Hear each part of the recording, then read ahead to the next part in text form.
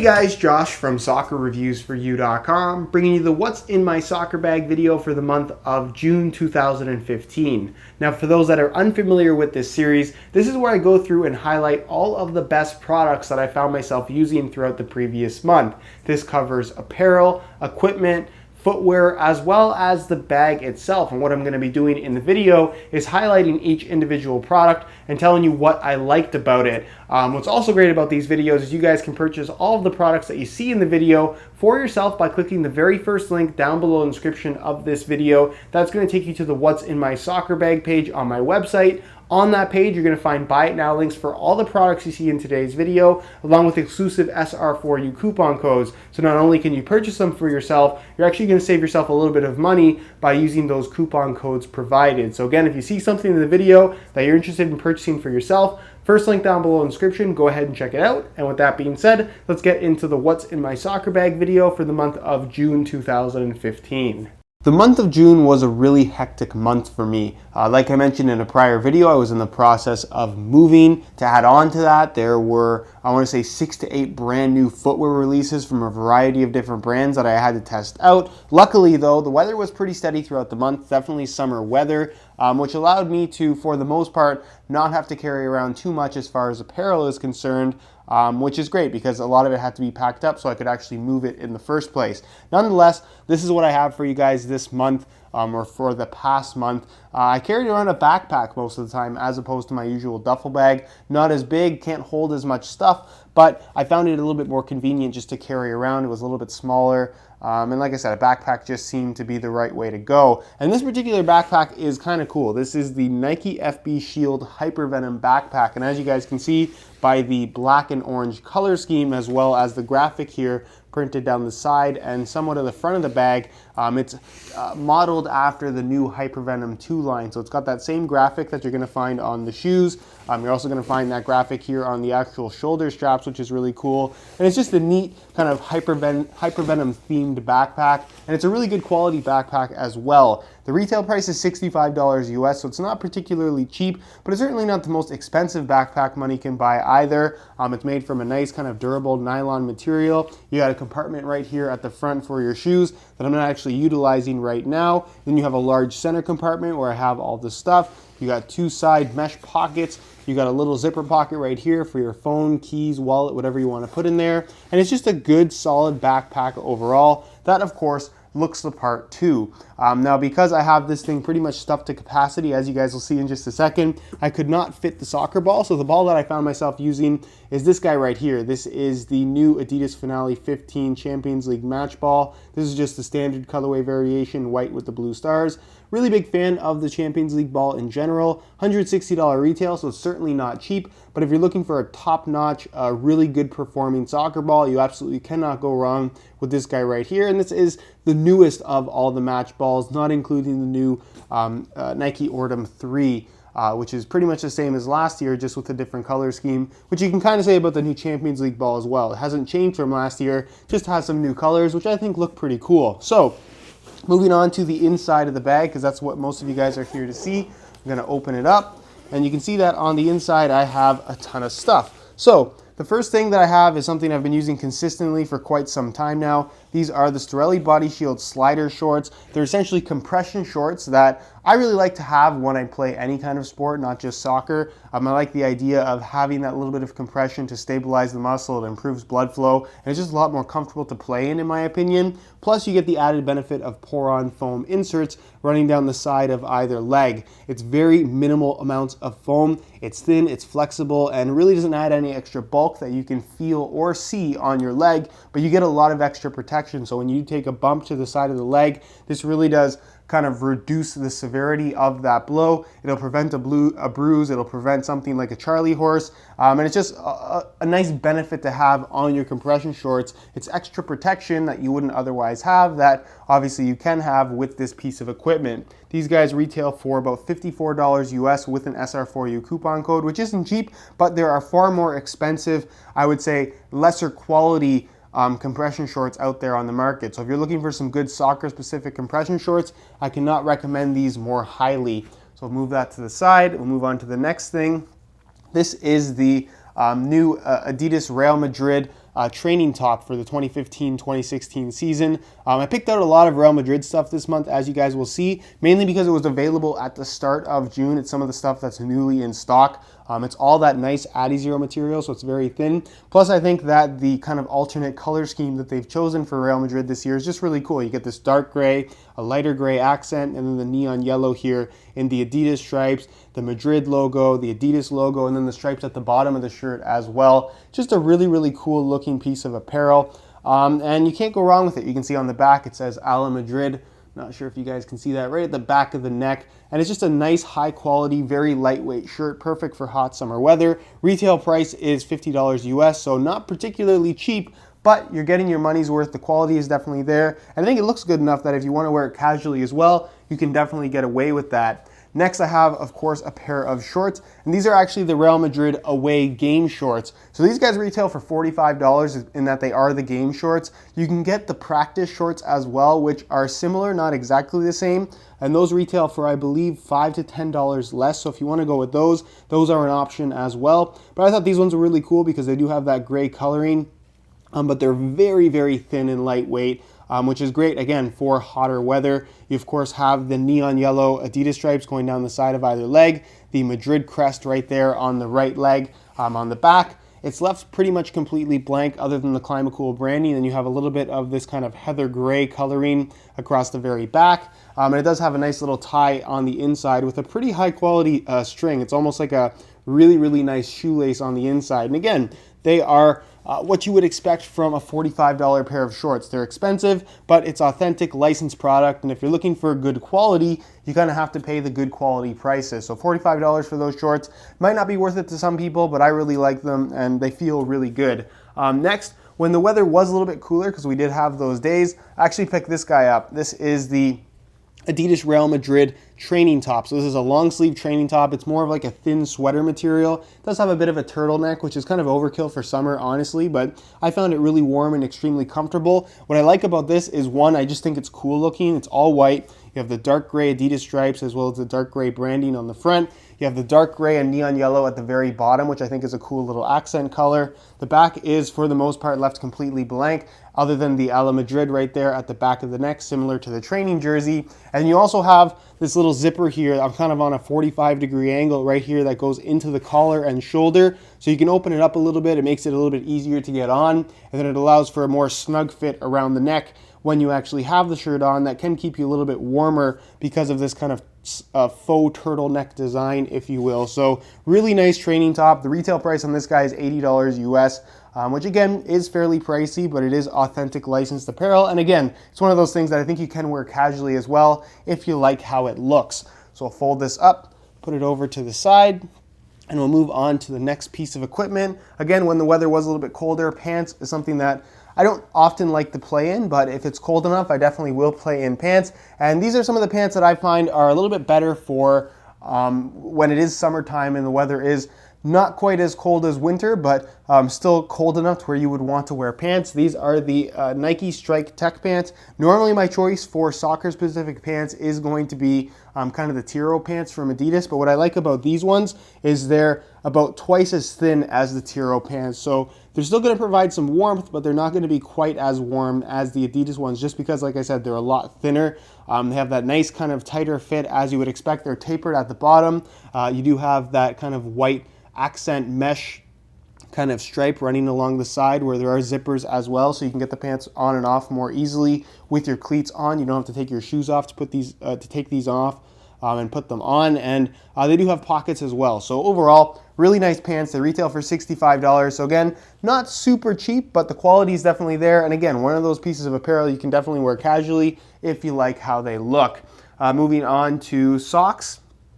For regular training, I actually picked these guys up. Again, another Hyper Venom themed product, and I think a lot of you guys will like these.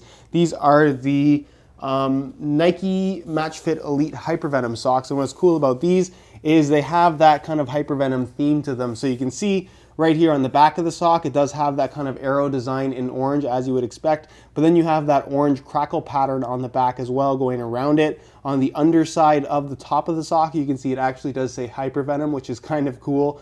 And it's just a cool Hypervenom themed sock, mostly black with the orange accents. They're right and left. They have the nice extra padding there at the foot. And it's a soccer specific kind of crew sock for training. So if you have a pair of Hypervenom Phantoms especially, these will match pretty much perfectly. The retail price is $20 US, which is, I believe, a $3 to $4 premium for this particular colorway. But again, if you like how they look, if you want some really cool, unique looking socks, this is definitely a good pickup in my opinion. So I'll put that right there. And then of course, True Socks, something that I use a lot. I don't really use them too much when I'm actually trying out new shoes, because I like to kind of give it more of a kind of standard type of test. Most people are going to be wearing regular socks, so I try to wear regular socks as well. But if you're looking for a product that truly is going to help to eliminate any kind of slippage on the inside of your shoe and just make it feel that much more responsive, a product like True Socks definitely will do that for you. They're $40 socks, so they certainly aren't cheap, but they definitely do make a difference in terms of how your shoes are going to fit and feel. So if you struggle with slippage inside your shoes,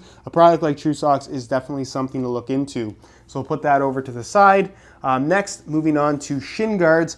I actually have a shin guard accessory to show you guys first. Again, something I've been using pretty consistently for quite some time. These are the Storelli Body Shield leg guards. And what's great about these is, one, they hold your shin guards in place by way of this kind of built-in pocket that doesn't have a bottom. So because the way these things fit, your shin guards can't slide through the bottom, which kind of eliminates the need for tape, which I think is great, because one, it's going to save you a little bit of money. Buying tape is kind of a pain, and you go through it really, really quickly. And two, it actually holds your shin guards in place really well. You just don't need tape at all, which is great.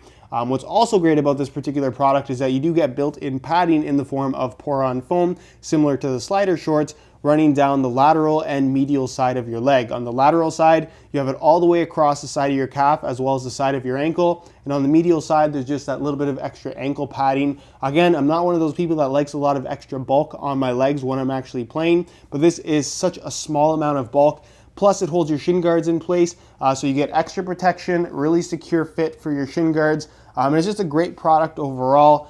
They don't move around while you're wearing them, and it's just one of those shin guards products that for the $36 you can get these for. It's an absolute steal, and one of those products that if you wear shin guards without the built-in ankle guard, I can very strongly recommend you. They last pretty much forever, and it's just a really, really solid piece of equipment to have to hold up your shin guards, as well as provide some extra protection. Now, as far as shin guards go, you guys probably saw this coming. These are the C6 Agility carbon fiber shin guards. You can get them with an SR4U coupon code for $135 US, which is very expensive for shin guards, no doubt about that, but they truly are the best of the best. The reason why these things get featured in pretty much every single What's in My Soccer Bag video that I've made over the last year or so is because, like I said, they are the best shin guard product on the market. Until I come across something better, there's really no reason for me to try anything else. Of course, I'll test out shin guards from here forward, but like I said, unless I come across something that I truly do like better than these, there's really no reason for me to switch. So with that being the case, if you are looking for the best of the best as far as shin guards go, these are what you are looking for. They're ultra thin, they're extremely strong, they're extremely lightweight. It really is the best of the best in pretty much every single category, other than them being expensive. But with the expensive price, you're getting really high build quality, they're extremely durable, and it's pretty much the last pair of shin guards you're ever going to need to buy. They're gonna last pretty much forever. I've been using the same pair for almost 2 years now, and like I said, I haven't had any issues whatsoever. As you guys can see, they still look pretty much brand new. So I'll put that right there. Again, $135, but really the best of the best as far as shin guards products go. And then we're moving on to actual trainers. Now, these training shoes I bought at the start of the month, kind of in anticipation of the new Under Armour Speedform soccer shoe. I wasn't too familiar with Under Armour's running shoes in general, but this is the Speedform Apollo vent variation. So the vent variation is just a slightly different upper.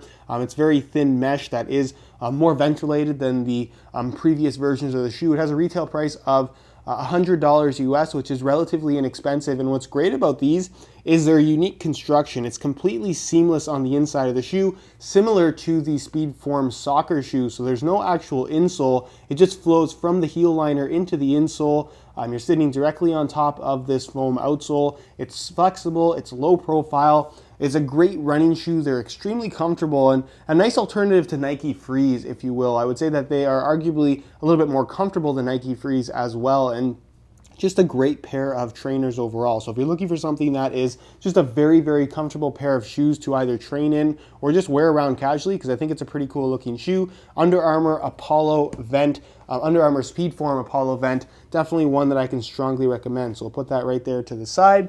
And then of course, moving on to soccer cleats, which there were tons of new releases in June, and I could only highlight 3 pairs, although I'd like to highlight more, but 3 pairs is kind of what I've been doing in the What's in My Soccer Bag video, so I'm going to continue with that. And of course, to go along with the Speedforms, the running shoe, I have to include the Speedform soccer shoe because it really has impressed me. It features a very unique construction where, again, it has a one-piece liner insole combo. The entire inside of the shoe is constructed unlike any other soccer shoe prior to this one, and it feels very unique. They're comfortable from right out of the box. The only thing to note is that the upper will be a little bit stiff at first, but I found that after about 20 minutes or so, they feel a lot better.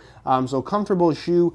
They provide an interesting touch on the ball. It's a mesh-based synthetic that is relatively thin, but at the same time, it does have a slightly kind of padded sensation to it. You have an external heel counter. The stud pattern performs pretty well. And overall, it's just a really nice pair of shoes. Under Armour is extremely underrated in the soccer world, in my opinion.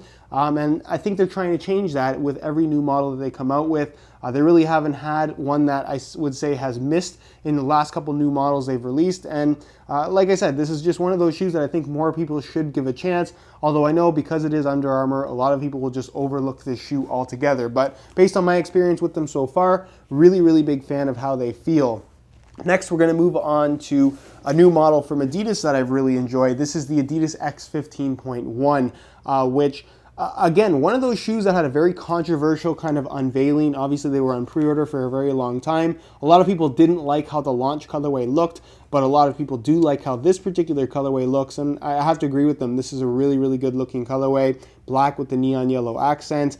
And overall, it's just a very interesting shoe. It doesn't really compare too well to other prior models from Adidas. I guess a little bit the F50 Adizero, although it does feel a lot more solid than that shoe on feet. But they're comfortable. Some minor heel slippage is worth noting, but other than that, they fit really well. The synthetic upper they've incorporated is one of their best thin synthetics that Adidas has ever put to the market. And overall, just really can't complain about the performance of the shoe. It's not my style of shoe generally, but I really like how they feel. The tech fit here at the collar and ankle area just gives this shoe a very interesting and unique sensation when they're on your feet. They're responsive, and like I said, they pretty much do everything you would want a pair of high-end soccer shoes to do. So really, really good shoe if you are at all interested in any of the new Adidas models. The X1 is definitely one that I can strongly recommend, although I haven't had any issues with either the Ace or Messi line either. They're all very, very good, which is kind of surprising because, like I said, the response was not the greatest.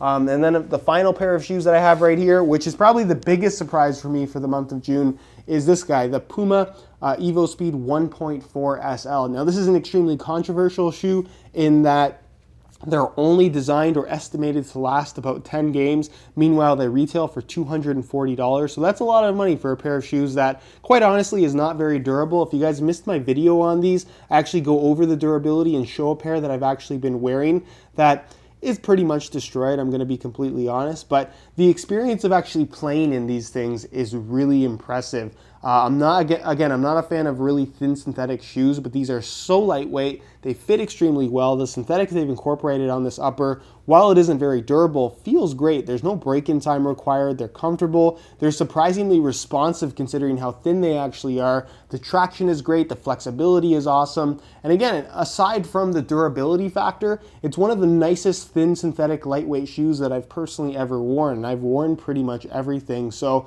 if you're looking for a great pair of kind of match-only shoes, this is one that I can recommend. Obviously, it's not for everybody because most people won't be able to justify the $240 price tag for a shoe that's not going to last very long at all. But if you can justify that price tag, trust me when I say the experience that you get from this particular shoe really is remarkable and unlike anything else currently out there on the market. So that's pretty much it as far as what I carried around in my bag for June 2015. Obviously, as you guys can see, I got a good variety of stuff this time around, and Hopefully you enjoyed the video. If you did, be sure to support it with a like. The What's in My Soccer Bag series is something that you guys have been supporting really, really well on my channel. So again, if you want to continue seeing it happen on a monthly basis, be sure to support this video with a like. If you have any questions at all, leave them down below in the comment section. Of course, if you're interested in any of the products that you see in today's video, be sure to check out the very first link down below in the description of this video. It's going to take you to the What's in My Soccer Bag page on my website,